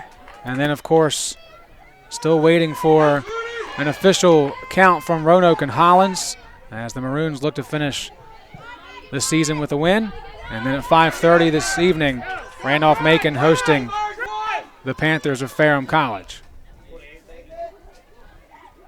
I beg your pardon, it's the other way around. Ferrum is hosting Randolph-Macon, who look to go unbeaten in conference play and be the #1 seed, the hosts of the women's soccer tournament this week.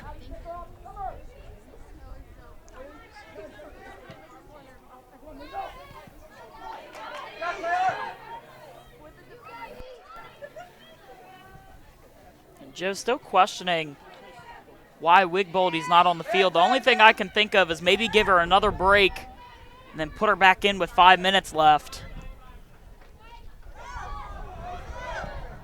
And that one is sent away. If you look at the ODAC standings and those scores, Shenandoah's season is complete. They finished with a 6-4 record. Duggan wants Rudy, finds her. Allie Rudy pressuring, and Crawford doing a good job sending that one the opposite direction. 6-4 record for the Hornets of Shenandoah. Bridgewater, if they are not able to defeat W&L, will be 6-4 as well. Lynchburg, if they get a win today, they're 6-4. So you got to take a look at head-to-heads as far as finishes. On those tiebreakers, Lynchburg losing to Shenandoah, but defeating Bridgewater. So coming into today, Lynchburg the 8th seed. That could be different when the day is over, finishing as high as the 5th seed.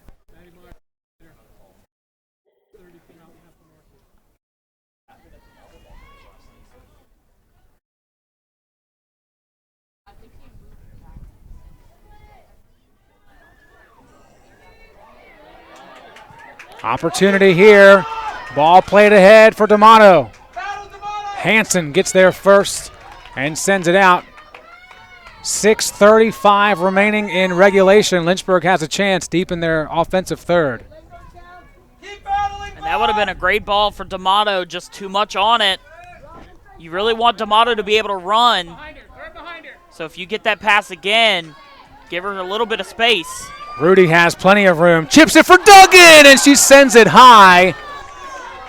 You can argue she could have controlled it, touched it to herself one time, and then ripped one off. But in the moment, it's hard to make that decision as it happens. And so it'll be a goal kick for the Marlins as they make a host of substitutions. And we take a look at what we've got going on tomorrow. We talked about men's soccer taking on Randolph-Macon at 5:30. And then field hockey finishes their regular season at the College of Wooster in Ohio at high noon tomorrow afternoon. They'll be the number 1 seed in the ODAC tournament, which we will have for you here on ESPN3 next Friday and Saturday. Semifinals and finals action for the 2019 edition of the ODAC Field Hockey Tournament. And Joe, back to the Duggan play. The argument, as you say, could have been made. She could have touched it to herself, but the good thing there is Carcare was out of position, so if that was a shot on goal, Duggan might have had a good opportunity. Good ball laid back. Here's Duggan again, and it got deflected off the backside of Anders. D'Amato with Peterson. And Virginia Wesleyan takes over with 5 minutes to go in regulation. We've already had one overtime match on the pitch this week. Could we have another? Duggan pushing in. Gets deflected at the 18. Back for Duggan. Georgie Duggan has to give it to Rudy. Rudy can't handle it. Now she'll let it go. Blocked by a defender. Now it's Santana's turn. She'll let it rip. Deflected inside. D'Amato pressuring. Peterson kicking it out toward the 18. Rudy still around it. Petticone there as well. Back to Rudy from Sanchez. Rudy at the 18 for a cross, and no one there except for the foot of Anders. Lynchburg all over the Marlins here with under 5 to go. Now it's Virginia Wesleyan with the potential counterattack. Meinhardt run into by Sanner, and they're going to call that against Meinhardt. And Joe, this just feels like a heavyweight fight. It's just one punch. It's just back and forth. Virginia Wesleyan with good chances on one side. Lynchburg comes down and gets good chances on the other side. It's just back and forth. Headed away by Geary. And a foul on Sanner, working against Alexandra Fitz. First time we've seen Fitz since the opening minutes. She's a starter today, but she was that first player we showed you getting taped up by the athletic training staff. And with less than 5 to go, Coach Bowers put her back in. And he's trying to make a couple more substitutions, but the free kick will come first. Sam Crawford has the honors. Takes it deep. Curling back. Headed straight up. Some shoving and some kicking, and then the ball rolls its way out. Now sent back in. Smith got a touch on it, and Rudy goes outside with it. Allows for everybody to reset.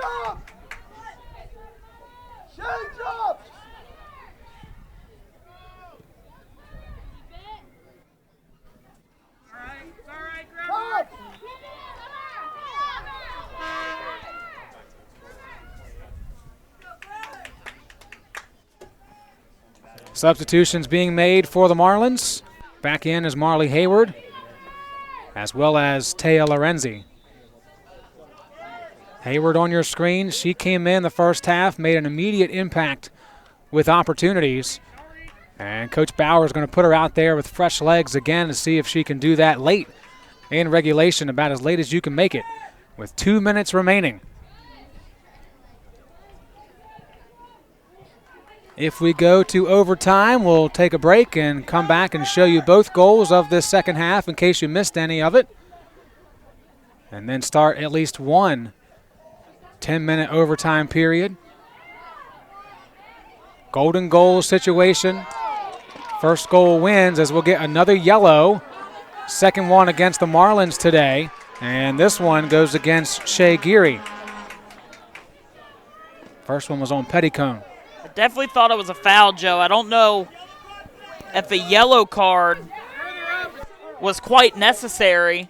It was a foul as Geary wasn't making a play on the ball. She just brought Rudy down, but I don't know if that's a yellow card offense. The official making his statement as to why he deemed it so. And Beck with the free kick. Touched by Geary's noggin.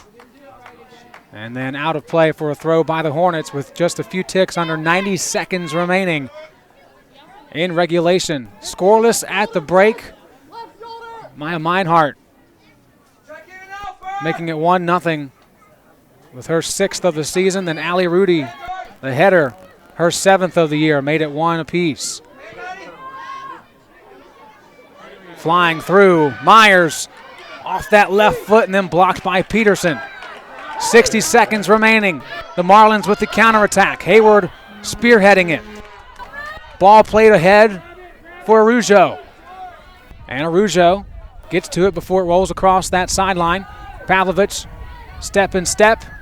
And then Hayward deflects it back toward midfield. D'Amato with the dribble. Passing it back to Sanchez on the outside. Sanchez ahead for Rudy and off the mark with 30 seconds to play.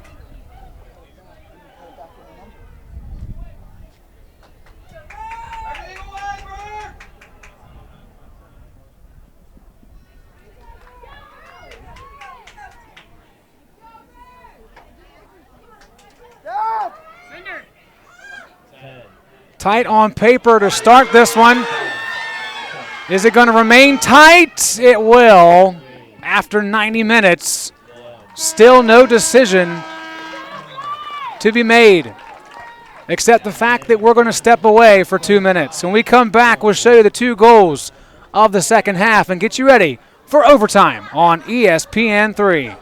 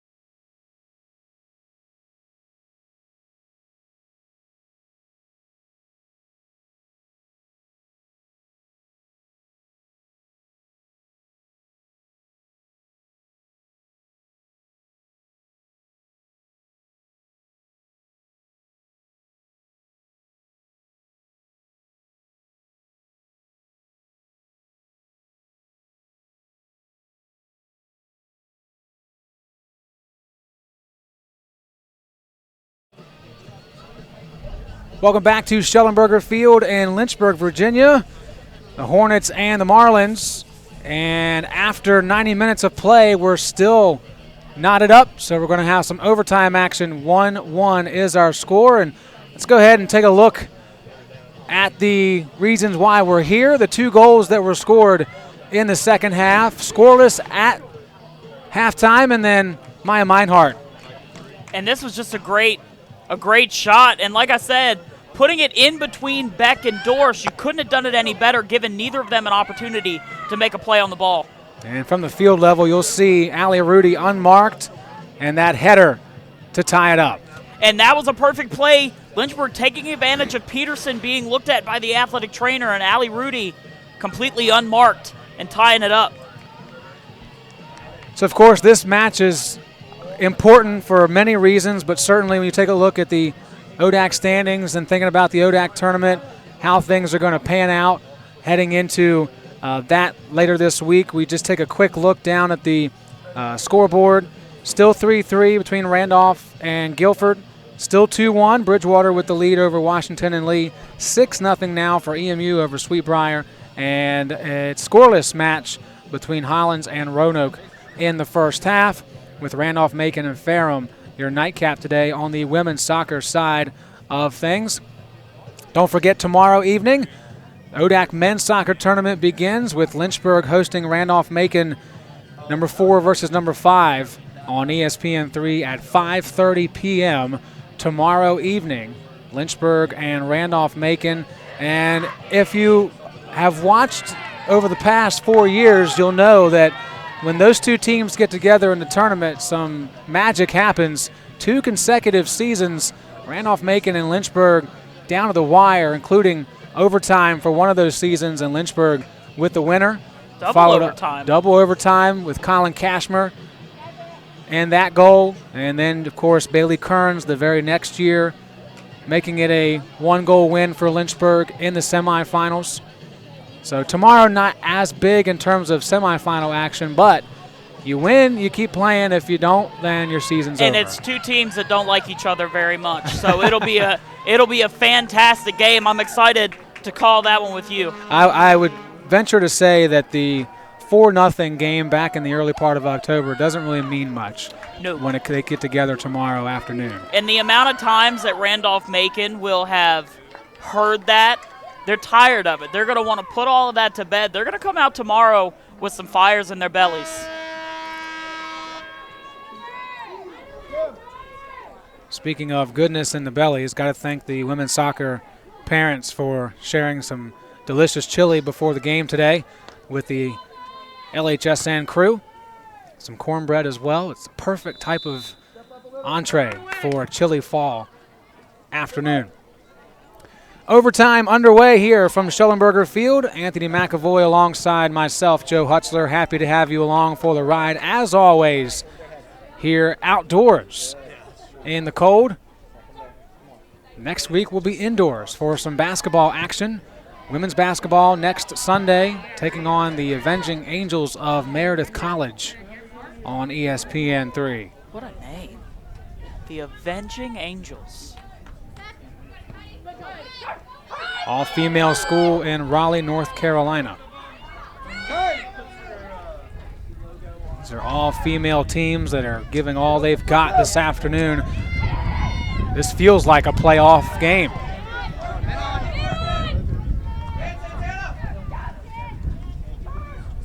Again, both of these teams are in. As Meinhardt gets to her left foot. Great pass ahead for Petticone. Dorsch with the first stop, and the rebound ends it for the Marlins. In overtime, Virginia Wesleyan. All that pressure, and the lady who's been struggling as of late gets the game winner, Reina Arujo. Look at it again. Excellent pass from Meinhardt. Petticone with a shot. Dorsch with the initial stop, and then Arujo cleans up the trash for her 7th goal of the season. What a finish for Virginia Wesleyan on the road. And a great game by both teams, but a fantastic way to follow the shot if you're Arujo. Not being able to get back was a Lynchburg defender. I believe it was Beck. Not being able to get there and cut it off. But nevertheless, a fantastic game with 2 fantastic teams. We mentioned Arujo at the top of the broadcast. She was our player to watch. Just 1 point in the last 4 matches, 9 points in those previous 6. She's got 2 points today, the 2 most important off of that 1 goal that gives Virginia Wesleyan the win, 2-1 here on the road. And they have the momentum heading into the tournament. And I tell you what, there'll be a lot of teams not wanting to play this Marlins squad. They've won 4 straight to finish the 2019 campaign. And they battled adversity today. You had a late goal given up. You almost had Lynchburg score in the final 10 seconds. So this Marlins team, they're good. They've got a lot of people who can score. They have 2 fantastic keepers, and we only saw one of them today. This Marlins team is one that you may want to watch out for. Final stats can be found at lynchburgsports.com as we say so long from Lynchburg, Virginia. For Anthony McAvoy, I'm Joe Hutzler saying goodbye from the University of Lynchburg, where the final score is 2-1 Virginia Wesleyan. All games airing on the ESPN networks are streaming live and archived on the ESPN app.